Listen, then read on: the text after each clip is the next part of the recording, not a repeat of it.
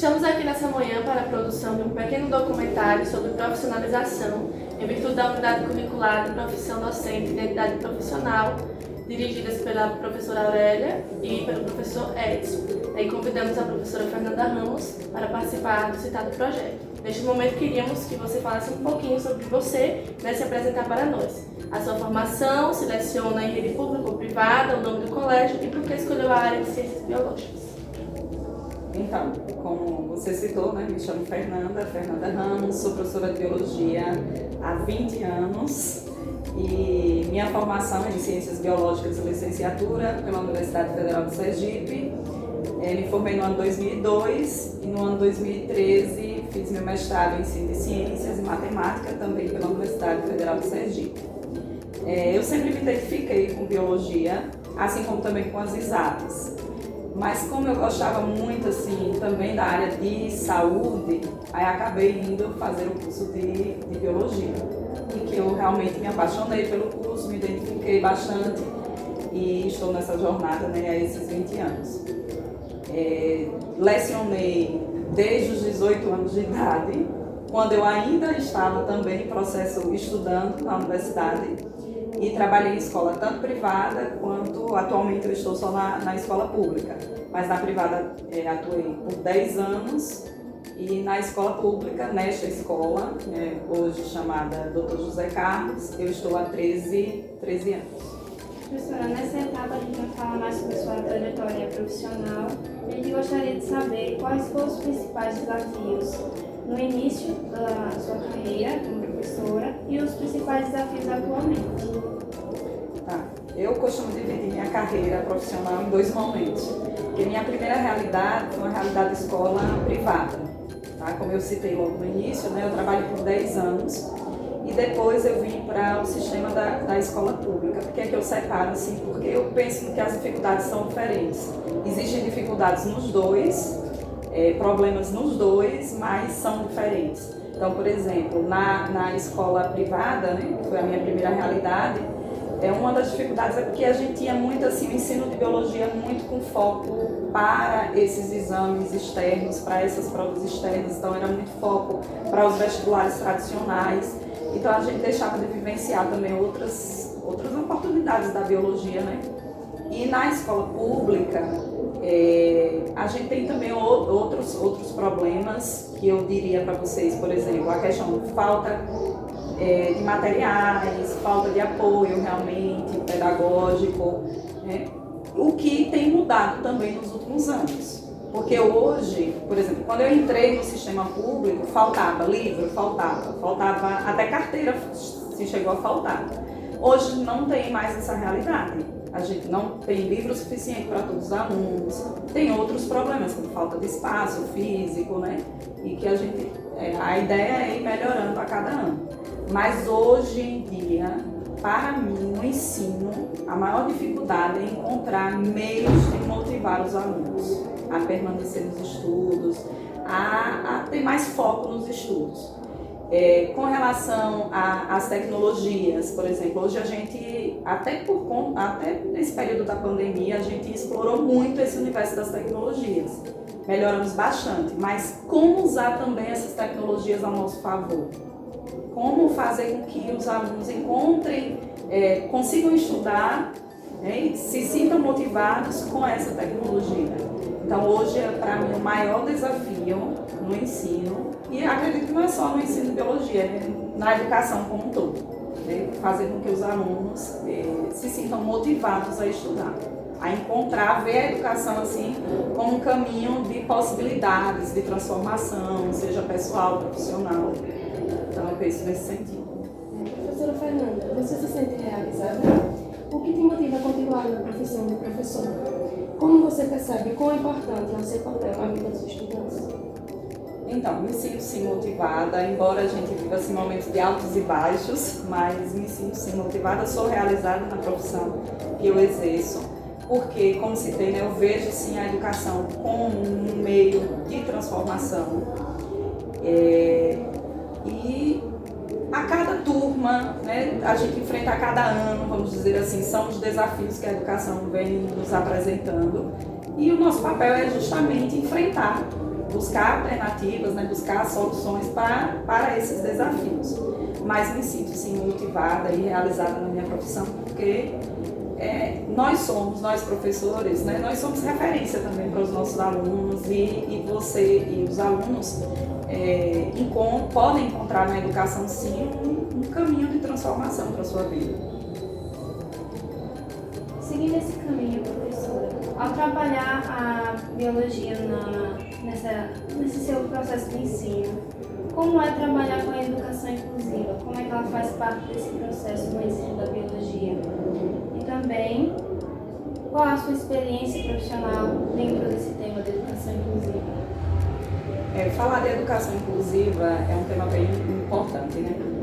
Primeiro dizer para vocês que a minha formação não atendeu muito essa questão da educação inclusiva. Eu acho que nós professores já, né, dessa trajetória de uma quantidade maior de anos aí, a gente precisaria de mais cursos de formação, investir nesse aperfeiçoamento profissional mesmo, porque na universidade, eu saí da universidade sem nenhuma disciplina com foco na educação inclusiva. E no trabalho a gente encontra essa realidade. E hoje eu vejo o quanto é importante a inclusão na educação. E assim, a gente precisa entender que a sociedade como um todo tem que encarar que nós somos diferentes. Existe as diferenças, seja de gênero, seja de etnia, de cultura, de condição social. Então, nós somos diferentes. E se a educação é para todos, a gente tem que atender a esse público, né? Atender a todos. Então, como eu citei, né? Como existe a diferença de gênero, de condição social, existe a diferença do que é portador e do que não é portador de deficiência. E a gente enfrenta dificuldades, sim. Precisamos ainda fortalecer muitas políticas públicas com relação à inclusão, isso é necessário, certo? Na nossa realidade específica da escola que eu atuo hoje, nós já avançamos, não vou dizer que 100% que estamos numa condição maravilhosa não, mas avançamos, mas eu já tive aqui a oportunidade de ter alunos com a condição da surdez, não ter a formação para lidar com esse aluno, né? Então ficou uma situação difícil, porque no final não era realmente, não se educava o aluno, né? Tinha a importância dele estar junto com os colegas pelo processo de socialização, mas deixava a desejar nessa questão que a gente não atendia a necessidade, né, especial do aluno. Hoje, esse ano, eu tenho 3 alunos surdos e tenho um aluno com síndrome de Down. Tenho dificuldade? Tenho muitas dificuldades, mas hoje o que tem ajudado, por exemplo, a nossa escola já tem profissionais para acompanhar esses estudantes. Então nós temos professores intérpretes que fazem um trabalho excelente na sala de aula, então isso ajuda bastante. E temos também alunas com deficiência mental, então tem profissionais também que acompanham esses estudantes.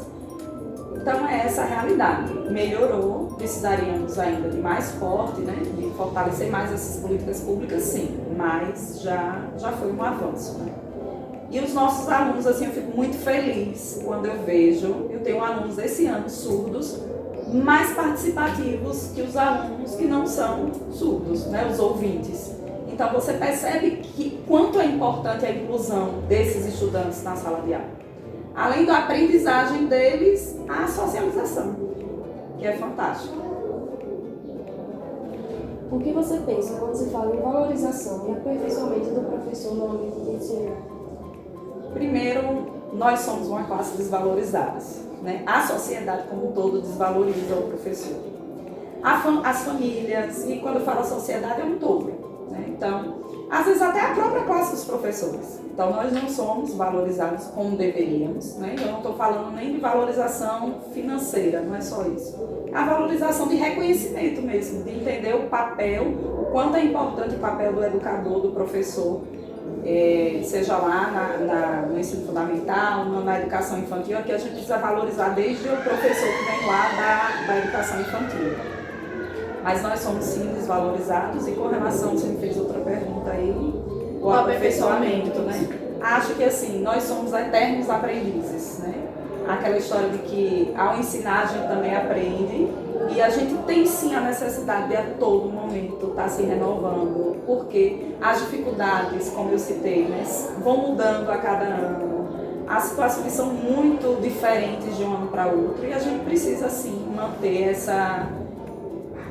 continuar trabalhando, mas investindo nesse aperfeiçoamento profissional. E nessa sua trajetória profissional, seja como acadêmico ou como profissional docente, você já sofreu com autoconfiança na sua carreira? Se sim, por quê? Autoconfiança, autocobrança, Isso. né? Assim, eu me cobro bastante. Eu acho que eu sou, às vezes até sofro por isso, né? Porque eu quero dar o meu melhor para os meus alunos. Como eu citei, eu já trabalhei em duas situações diferentes, da escola privada, da escola pública, e pessoalmente, eu não faço distinção do meu trabalho numa escola pública, numa escola privada, muito pelo contrário. Eu quero dar o meu melhor porque é a minha história. Eu deixo a minha história também com os meus alunos. Então, eu me cobro muito. Para finalizar, nós gostaríamos que esse momento fosse sobre um projeto marcante que a senhora realizou nesse seu período de ensino, de docente. Para isso, a gente vai seguir com a pergunta. Dentre todo o trajeto da sua vida profissional como professor, qual projeto realizado mais te marcou? Quando ele ocorreu? Qual o objetivo desse projeto? Qual foi o resultado? Você faria ele novamente? Como a trajetória é um pouco longa, né, eu vou citar pelo menos 3 projetos assim, que para mim foram marcantes, que faria novamente, não sei se vou recordar todos os anos aí, mas veja só, um deles era a realização das feiras de ciências, tá, que eu já realizei tanto nessa escola, como também em outra escola, não vou recordar agora todos os anos, mas foram várias feiras de ciências, então para mim isso foi um projeto importante, interessante. Um outro foi uma gincana solidária, uma gincana, já realizei 2 também, em 2 escolas, porque eu acho que o tema solidariedade é algo importante para ser trabalhado nas escolas. Então nós realizamos uma em 2018, foi bem interessante, eu acho que os alunos se envolveram bastante. Faríamos novamente, inclusive estava na proposta de ser realizada esse ano, não deu certo em virtude do calendário, mas é algo que a gente pretende ainda realizar com os nossos alunos. E falando também de Feira de Ciências, esse ano eu estou lecionando, além de Biologia, eu estou lecionando Iniciação Científica, que é uma disciplina nova dentro da nova proposta curricular do novo ensino médio, e que eu achei também muito interessante, porque a Iniciação Científica ela não aborda só Biologia, né? Ela está em todos os campos dos saberes, em todas as áreas do conhecimento. E foi também um desafio estar com essa disciplina, com esse componente curricular de iniciação científica. E até para quebrar um pouco essa ideia de que fazer ciência é só das universidades, que o nosso aluno de escola, né, do ensino fundamental, do ensino médio, ele pode sim ser um cientista, porque ser cientista é só pesquisar, é ser um pesquisador. Então, nosso objetivo é tornar o nosso aluno pesquisador. Então, eu gostei muito dessa disciplina e desse componente curricular, e junto com a proposta do componente curricular, os alunos realizaram trabalhos científicos, e um deles, por sinal, foi selecionado para a FECIBA, que é uma Feira Estadual de Ciências e Inovação da Bahia. E, por sinal, esse mês nós estaremos levando 2 alunas, que eu falo para elas são alunas pesquisadoras, né? São alunas cientistas, porque a ideia de cientista, às vezes a gente tem na mente aquele aluno que está de jaleco branco, que está dentro de um laboratório, e não é isso, né? Fazer ciência não se resume aos laboratórios. Então, a participação na FECIBA é também algo significante. Para a minha vida profissional, já participei em outro momento, em 2014, e agora estou levando essas 2 alunas, agora em 2022. E vejam, não tem nem muito foco, o trabalho delas não tem nem muito foco com a biologia, tem mais a ver com a área da psicologia, mas que eu acompanhei, sou professora orientadora delas e nós estaremos participando. Então, bom, essa foi a nossa última pergunta, né, para encerrar esse bloco e encerrar o nosso documentário. Desde já agradecemos imensamente, né, a participação da professora Fernanda. Muito obrigada pela partilha dos seus conhecimentos. Tenho certeza que vai ser muito importante para nós. Agradeço também o convite de todos vocês, né, que foram meus ex-alunos e que eu tenho o maior prazer também de reencontrá-los. Sou eu que vou seguir você do primeiro rabisco até o beabá. Em todos os desenhos coloridos vou estar. A casa, a montanha, duas nuvens no céu e um sol a sorrir no papel. Sou eu que vou ser seu colega, seus problemas ajudar a resolver. Te acompanhar nas provas bimestrais, você vai